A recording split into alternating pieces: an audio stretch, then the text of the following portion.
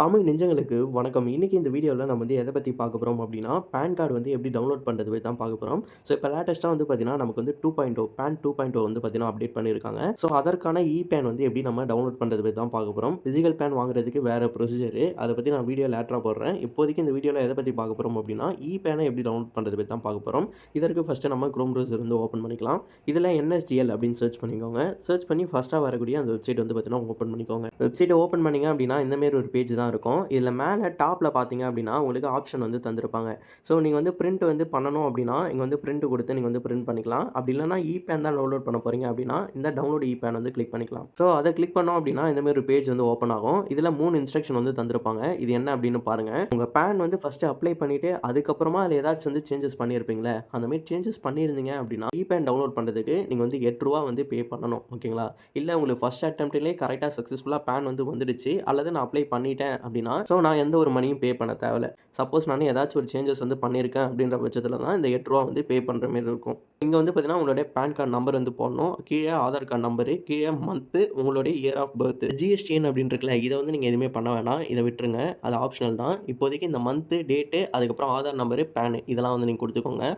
So கொடுத்துட்டு கீழே scroll பண்ணிங்க அப்படின்னா உங்களுக்கு I am not a robot இருக்கும். அந்த கேப்சா வெரிஃபை பண்ணிவிட்டு சப்மிட் வந்து கொடுத்துருங்க. நெக்ஸ்ட் பேஜ் வந்து பார்த்தீங்கன்னா உங்களுடைய ஜிமெயில் ஐடி வந்து இங்கே காமிக்கும். அது மட்டும் இல்லாமல் உங்களுடைய மொபைல் நம்பர் வந்து இங்கே காமிக்கும். உங்களுடைய பின்கோடு, ஜிப் கோட்லாம். ஸோ நீங்கள் பேனில் அப்ளை பண்ணியிருந்த எல்லா டீட்டெயில்ஸும் இங்கே வந்து காமிக்கும். ஓகேங்களா? ஏன்னா நீங்கள் ஆல்ரெடி வந்து அப்ளை பண்ணிட்டீங்க. இப்போ ஜஸ்ட் பேனாக டவுன்லோட் பண்ணுறீங்க. ஸோ அதற்காக உங்களுடைய டீட்டெயில்ஸ் எல்லாமே கன்ஃபர்மேஷனுக்காக இங்கே வந்து காமிப்பாங்க. இதில் OTP சென்ட் பண்ணுற ஆப்ஷன் வந்து இருக்கும். அதில் மொபைல் நம்பர் கிளிக் பண்ணி ஜென்ரேட் OTP வந்து கொடுத்துக்கோங்க.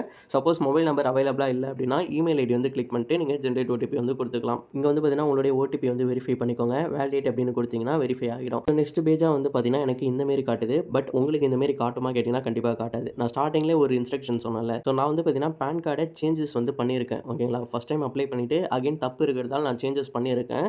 அதனால் எனக்கு வந்து இங்கே பெய்ட் ஆப்ஷன் வந்து காமிக்குது. நான் வந்து பெய்ட் பண்ணுற மாதிரி இருக்கும். ஸோ பெய்ட் பண்ணிட்டோன்னே இந்தமாரி கன்ஃபர்மேஷன் கேட்கும். கண்டினியூ கொடுத்துருங்க. அப்புறமா உங்களுக்கு இந்தமாரி ஒரு பேஜ் வந்து ஓப்பன் ஆகிடும். சில பேருக்கு டேரெக்டாக இந்த பேஜ் வந்து ஓப்பன் ஆகிடும். எந்த ஒரு சேஞ்சஸும் நீங்கள் பண்ணலை அப்படின்னா இந்த பேஜ் டேரெக்டாக ஓப்பன் ஆகிடும். சப்போஸ் சேஞ்சஸ் பண்ணியிருந்தீங்க அப்படின்னா உங்களுக்கு பேமெண்ட் ஆப்ஷன் கேட்டு அதுக்கப்புறமா தான் இந்த பேஜ் வந்து வரும். இதில் இருக்க ஜென்ரேட் ஆப்ஷன் வந்து கிளிக் பண்ணிக்கோங்க. ஸோ இந்த பேஜில் வந்து பார்த்தீங்கன்னா சக்ஸஸ்ஃபுல்லாக உங்களுடைய பேன் வந்து உங்களுடைய இமெயிலுக்கு சென்ட் பண்ணிட்டோம் அப்படின்றத இங்கே தந்திருப்பாங்க.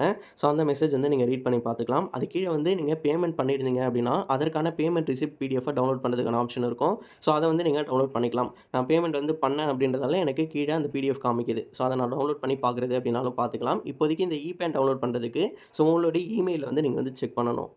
ஸோ உங்களோட இமெயில் ஓப்பன் பண்ணிங்கன்னா இந்தமாரி 3 PDF இருக்கும். எதற்காக எனக்கு 3 PDF இருக்குன்னா, ஒன்று வந்து பேமெண்ட் ரிசிப்ட், இன்னொன்று வந்து பார்த்தீங்கன்னா என்னுடைய பேன் கார்டு. இது ரெண்டுத்தையுமே சேர்த்த மாரி ஒரு ஜிப் ஃபைல். ஓகேங்களா? உங்களுக்கு வந்து 2 ஃபைல் கூட இருக்கலாம். ஏன்னா நீங்கள் பேமெண்ட் பண்ணியிருக்க மாட்டீங்க. ஆனால் ஜஸ்ட் 2 ஃபைல் கூட இருக்கலாம். ஸோ இதில் இருக்க அந்த PDFஐ நீங்கள் ஓப்பன் பண்ணி பார்த்தீங்க அப்படின்னா உங்களுக்கு பேன் வந்து இருக்கும். இது உள்ளே போகும்போது உங்களுக்கு ஒரு பாஸ்வேர்டு வந்து கேட்பாங்க. அந்த பாஸ்வேர்டு என்ன அப்படின்னா உங்களுடைய டேட்டு, மந்த்து, இயர். ஓகேங்களா? அது வந்து நீங்கள் கரெக்டாக கொடுத்து போனீங்க அப்படின்னா ஓப்பன் ஆகிடும். ஸோ இந்த பாஸ்வேர்டு வந்து கரெக்டாக ஞாபகம் வச்சுக்கோங்க. உங்களுடைய டேட்டு, மந்த்து, அதுக்கப்புறம் இயர் கண்டினியூவாக கொடுக்கணும். ஸ்பேஸ் வந்து கொடுக்கக்கூடாது. ஸோ இந்த வீடியோ மூலியமாக நீங்கள் வந்து எப்படி பேன் வந்து டவுன்லோட் பண்ணுறது தெரிஞ்சிருப்பீங்கன்னு நினைக்கிறேன். இதில் எப்படி நம்ம ஃபிசிக்கல் கார்டாக வாங்குறது அதை பற்றி நான் வந்து சொல்கிறேன். அதற்கான தேவைகள் இன்னும் வரலை. அவங்க என்ன தான் பேன் 2.0 அப்டேட் பண்ணியிருந்தாலும் நமக்கு ஓல்டு பேன் கூட சப்போர்ட் ஆகும். ஓகேங்களா? ஸோ நம்ம ஜஸ்ட் வந்து பேன் மட்டும் டவுன்லோட் பண்ணி வச்சுருந்தோம் அப்படின்னாலே போதும். ஸோ அதுவே வந்து நமக்கு எல்லா இடத்துலையும் சப்போர்ட் ஆகும். நெக்ஸ்ட் ஒரு வீடியோவில் பார்க்கலாம். பை.